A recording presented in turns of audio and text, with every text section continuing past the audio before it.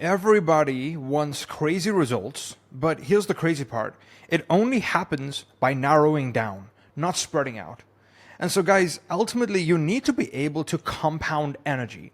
This is how you create massive results. And this is ultimately the only way to create massive results. And this works in any domain in life. So I suggest pay attention, watch this video in full if you're serious about reaching your goals and making massive progress, because this is one of the most powerful concepts, right? That hardly anyone talks about. So basically, it's interesting, and it's an incorrect mental model. It's a limiting belief, essentially, that has been going around in the world for a very long time.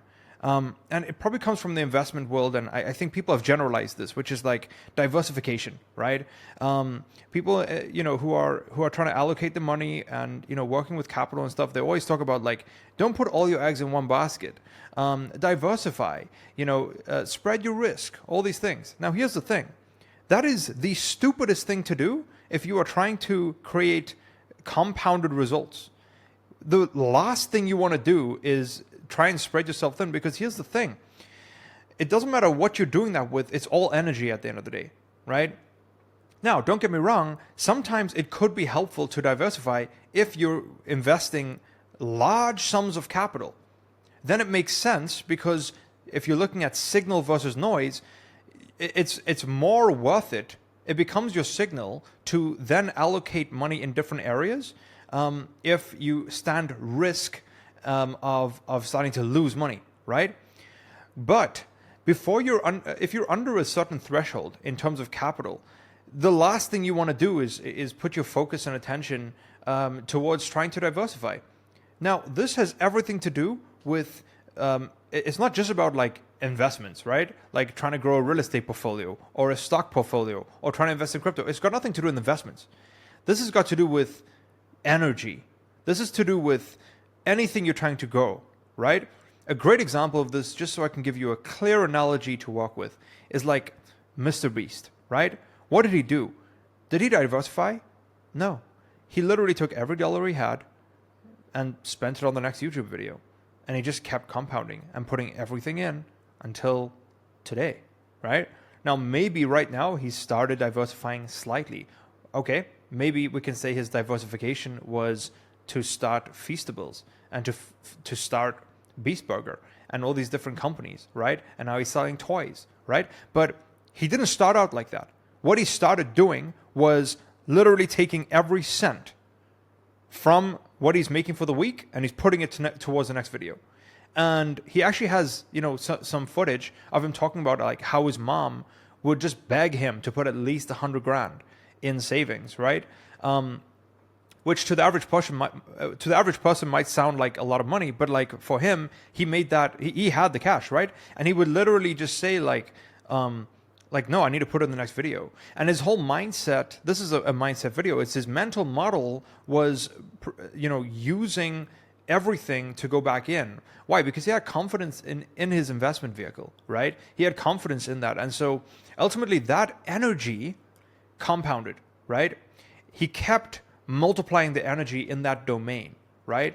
And yeah, it's very interesting. So ultimately, another example of this could be, I would probably say like Iman, right? If you guys know of Iman, basically what he did was, let's say for his watch collection, right? He accumulated a watch collection of like $2 million. And I was thinking about this today, like, if you just keep doing the thing until you become known as that thing because you are doing so much of it and it's getting so big, it's a form of leverage, right? And so he basically built his entire brand around, being known as the guy who's 21 years old who has like $2 million worth of watches. That's when I initially found out about him. It was like, oh wow, this youngster has so many watches. And the thing is, like, he didn't even have cars, right? He didn't have a single car. He didn't own any real estate. But it didn't matter because he was known for having $2 million worth of watches. And that in and of itself was a form of leverage, right? Which creates economies of scale to some extent. So that's really powerful. And if he ultimately like took 500 grand and put it into, let's say he took $1 million and put it into a normal home in the UK, right? And then he took another 500K and he put it into watches and another 500K into one or two Ferraris, I don't think his brand would be as big as it is today. Instead, what he did is he took all $2 million, he put it into watches, and that made him rarer, right? That separated him from the crowd. And that in and of itself built his brand stronger, which then ROI'd massively on the back end for his business. So diversification is really a terrible decision if it's not big enough. And so here's the concept that I believe in. And it's a mental model, right? And ultimately, the mantra I tell myself is, overflow. That's one of my mantra words. It's overflow. And I encourage you, if you want to achieve big things, use this word. It's very powerful. This word amplifies into my mental model of like, whatever I'm going to do it so much that it's undeniable. And so that would be the next one, is like, create overflow so you can become undeniable, right?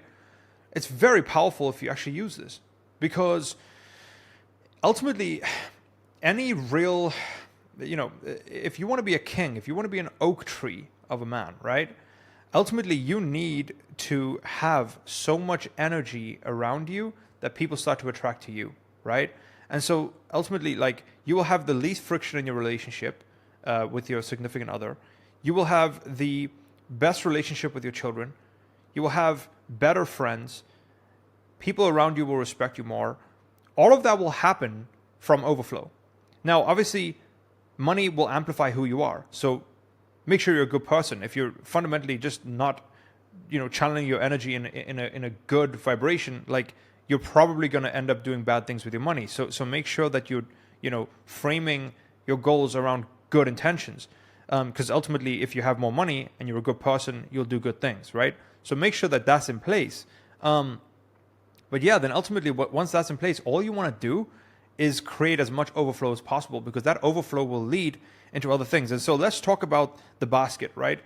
They say this stupid ass statement, limiting belief of don't put all your eggs in one basket. And let's crush that belief right now, from moving forward right now. Unless you have 2 mil in cash, okay? If you have 2 million in cash, then great. Please ignore what I'm saying, because like, you can probably diversify. If you don't have 2 million in cash, then don't listen to any idiot who's going to tell you, okay, it's idiotic advice to tell you to don't put all your eggs in one basket. No, you should absolutely put all your eggs in one basket.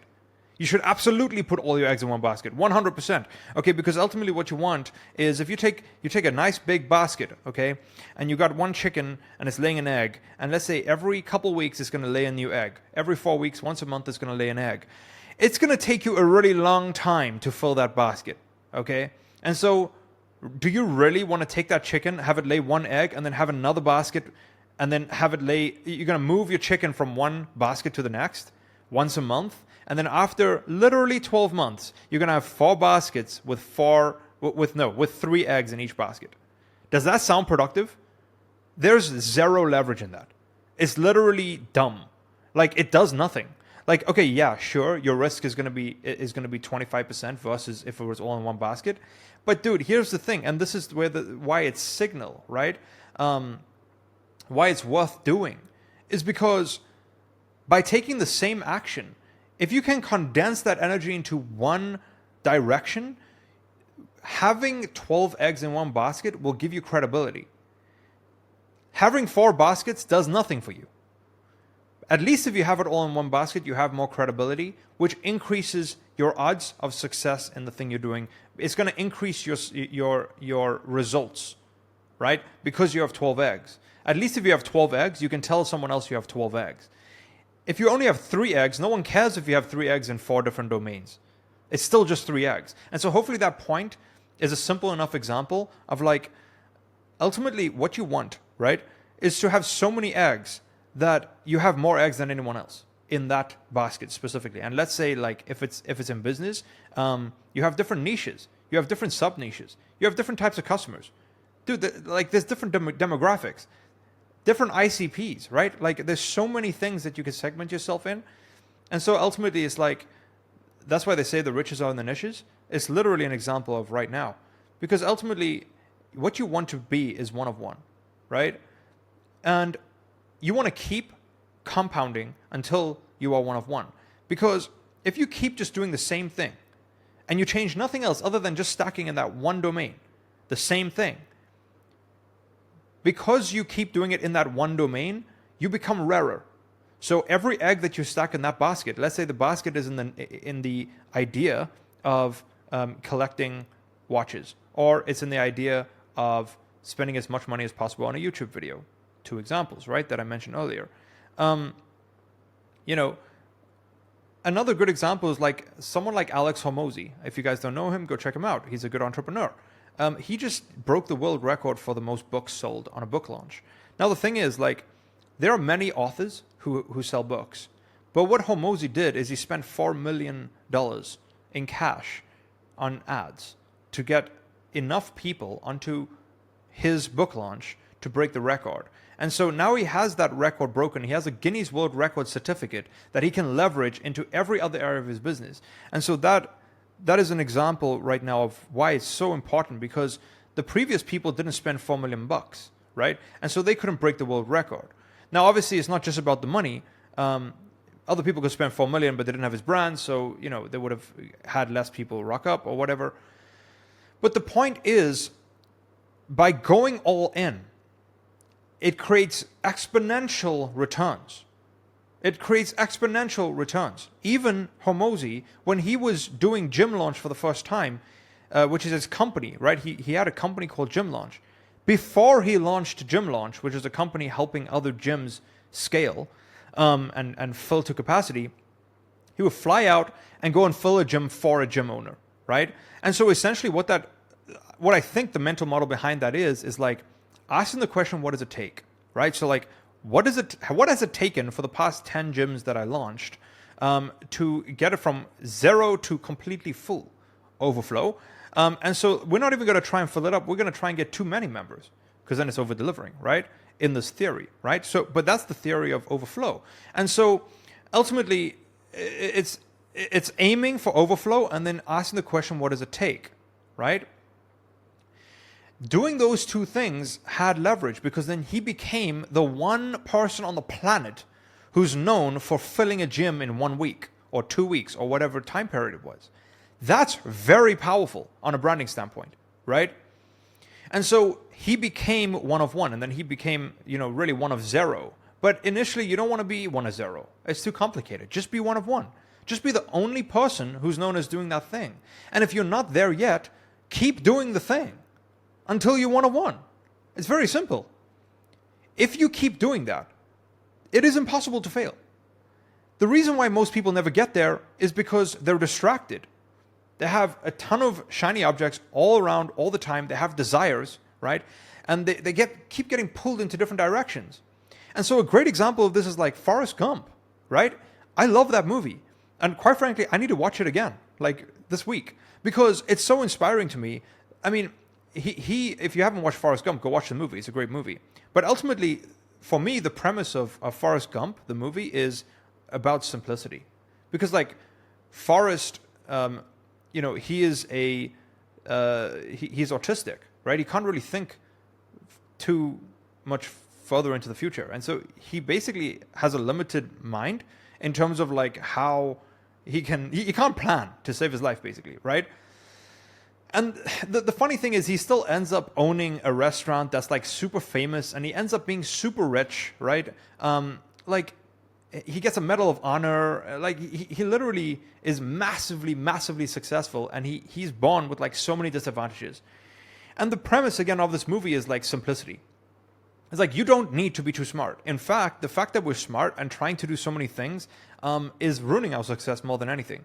And so all Forrest did was fill the basket. He didn't have the intelligence to think about diversification. Literally, he didn't even care about it. All he did was the things he knew. And so one scene in Forrest Gump is like he just picked up, like the dude literally showed him how to play ping pong by literally hitting the ping pong ball once. He was like, "Hey Forrest, this is how you play," and he's just gonna like show him how to hit the ball. And then Forrest just looks, right? Like with very little intelligence, just looks at the ball bouncing. And then what does he do? The next day he comes and plays again. And now he's not going to play for 5 minutes. He's going to play for 5 hours, right? And then he keeps playing ping pong every single day every hour of the day that he can, right? And guess what? Eventually he accumulates so many hours playing ping pong, he goes to the world championships, right? He gets like sponsored and he's just known as this crazy guy who can't even speak properly, but he can hit a ping pong ball like nobody else, right? And so he becomes one of one. And really, he was one of one because before that, he won a Medal of Honor. And then he became the founder of Bubba Gump, I think was the restaurant's name in the movie. And that became a really, really famous restaurant, right? And like, quite frankly, it's ironic because in real life, there is actually a restaurant right now called Bubba Gump. And that's because of the success of the movie. And so that is an example of overflow, ironically, right?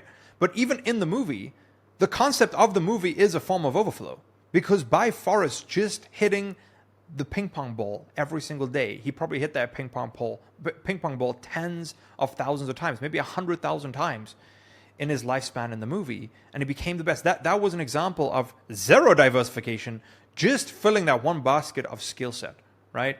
And so I'll go back to the example of the chicken.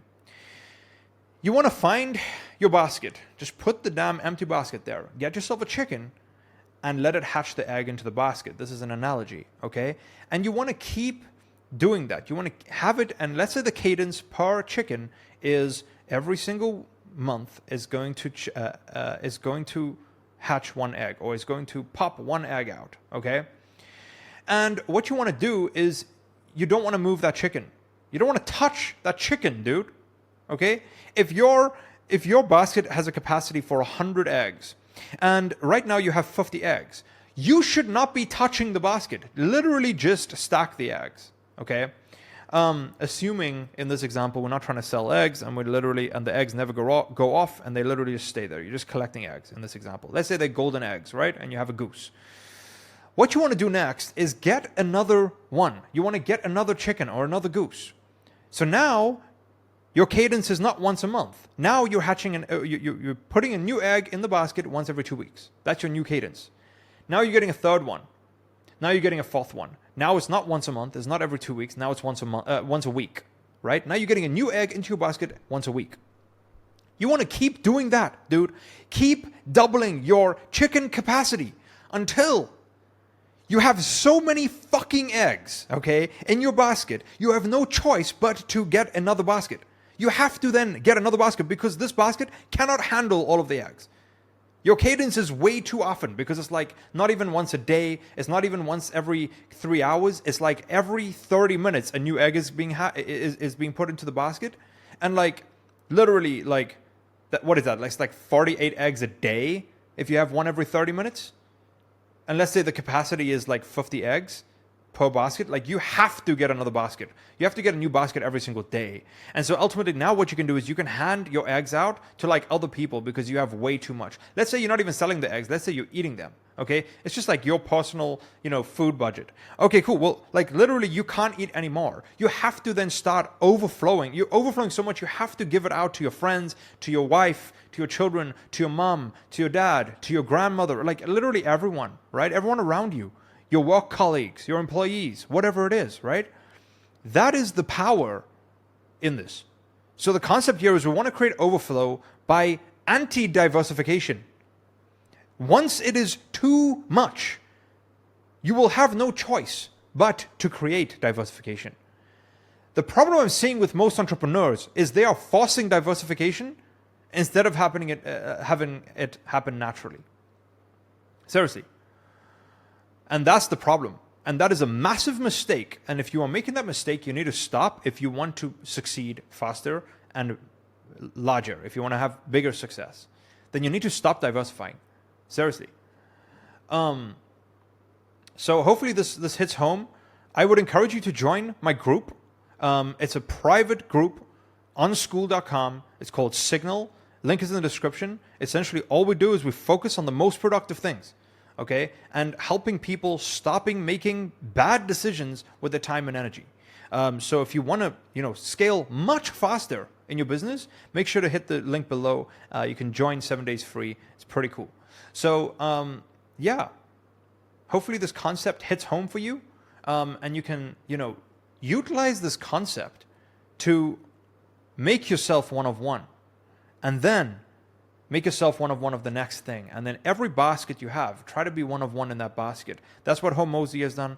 That's what MrBeast has done. You know, Feastables is obviously going to be a multi-billion-dollar brand, right? And it's because he became one of one on YouTube. The only way he did that was the anti-diversification protocol. He had to put every cent back in, and doing nothing else with his money other than putting it into the next video, into that one business. His first ever business was his YouTube channel, and he kept doubling down, kept putting everything back in until there were too many eggs in that basket that he had to start Feastables, which was the next basket, or whatever the next one was, right? Probably Beast Burger. So that's how you do it, guys. And quite frankly, before he started Beast Burger, he started like another channel in another language. Well, first what he did, so there were a couple forms of diversification. The first one was he started making another type of channel, right? So he had main MrBeast channel, and then he had like MrBeast Gaming, right? And then, you know, he started diversifying like that. Once he had all of those, then he would diversify in another direction, which was he would, and even further, right? Which was like each channel he would make them in different languages. So he would make one in Spanish, one in German, one in Italian, blah, blah, blah, right? One in French. And so that was then diversifying another route. And then he took, so that was all still in the same business.